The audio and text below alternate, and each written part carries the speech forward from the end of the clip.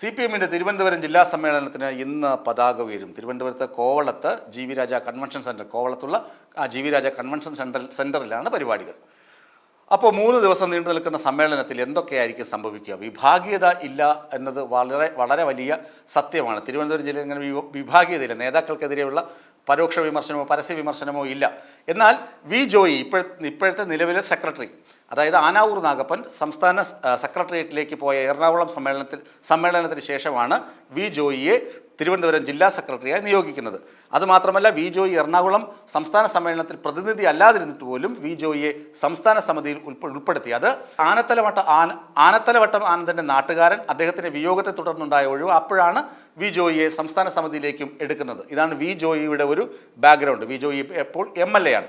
പക്ഷേ വി ജോയിക്ക് ചില കണക്ഷൻസ് ഉണ്ട്, ചില സമ്പന്നരുമായിട്ടുള്ള ചില കണക്ഷൻസ് ഉണ്ട്. അതൊക്കെ കടകംപള്ളി സുരേന്ദ്രനെ അട്ടിമറിച്ചുകൊണ്ടാണ് വി ജോയി അവിടെ അദ്ദേഹത്തിൻ്റെ ആധിപത്യം ഉറപ്പിക്കുന്നത് ആ മേഖലയിൽ.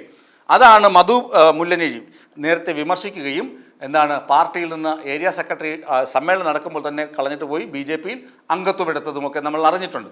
അതുമാത്രമാണ് ഒരു പ്രശ്നം ആയിട്ട് ചൂണ്ടിക്കാണിക്കപ്പെടുന്നത്. ഇനി കമ്മിറ്റിയിലേക്ക് പുതുതായി വരാൻ സാധ്യതയുള്ള ചില ആളുകളുടെ പേര്, ഒന്ന് VK പ്രശാന്ത്, വട്ടിയൂർക്കാവിൻ്റെ ബ്രോ MLA ആയ VK പ്രശാന്ത് ജില്ലാ കമ്മിറ്റിയിലേക്ക് വരും. അതുപോലെ തന്നെ മേയർ ആര്യ രാജേന്ദ്രൻ ജില്ലാ കമ്മിറ്റിയിൽ വരും. കോൺഗ്രസിൽ നിന്ന് ഇവിടെ CPM-ൽ അംഗത്വം എടുത്ത് ഇപ്പോൾ ദേവസ്വം ബോർഡ് പ്രസിഡൻ്റായിരിക്കുന്ന PS പ്രശാന്ത് ജില്ലാ കമ്മിറ്റിയിലേക്ക് വരും. MLA സ്റ്റീഫൻ വരും. OS അംബിക ജില്ലാ കമ്മിറ്റിയിലേക്ക്. ഈ 5 പേരുകളാണ് ഇപ്പോൾ പ്രധാനമായും ഉയർന്നു കേൾക്കുന്നത്. ഒപ്പം തന്നെ Binu IP, Thiruvananthapuram Palayam local committee സെക്രട്ടറിയാണ് ബിനു IP. നേരത്തെ അവിടുത്തെ നഗരസഭാ കൗൺസിലറായിരുന്നു. തിരുവനന്തപുരത്തെ ഒരു ശ്രദ്ധിക്കപ്പെട്ട നേതാവാണ് IP ചിലപ്പോൾ ജില്ലാ കമ്മിറ്റിയിലേക്ക് ഇക്കുറി വരാൻ ഇടയുള്ള ഒരു പ്രാദേശിക നേതാക്കളിൽ ഒരാളാണ്. അതുപോലെ തന്നെ കുറച്ച് ആളുകൾ ഉണ്ണി ചിലപ്പോൾ വന്നേക്കാം.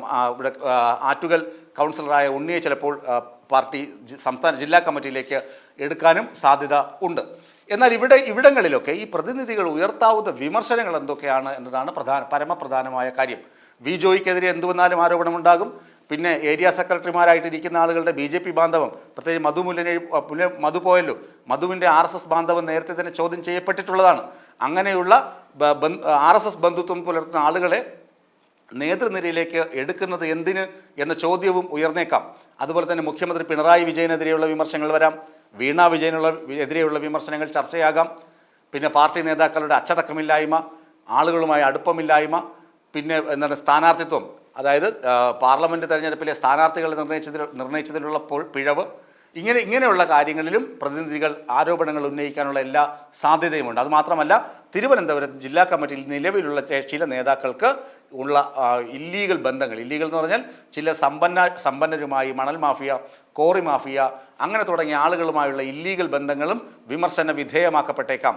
അതുമാത്രമല്ല, 3 ലോക്കൽ സമ്മേളനങ്ങൾ ഇനിയും അവിടെ പൂർത്തിയാക്കിയിട്ടില്ല എന്ന കാര്യവും ശ്രദ്ധേയമാണ്. ഏതായാലും പ്രതിനിധി സമ്മേളനം MA ബേബി ഉദ്ഘാടനം ചെയ്യും. കോവളത്ത് നടക്കുന്നത് ആഡംബരപൂർണമായ ജില്ലാ സമ്മേളനമാണ്. ഇതിൽ നിന്ന് പ്രതിനിധികളെ സംസ്ഥാന സമ്മേളനത്തിലേക്ക് തിരഞ്ഞെടുക്കുകയും ചെയ്യും.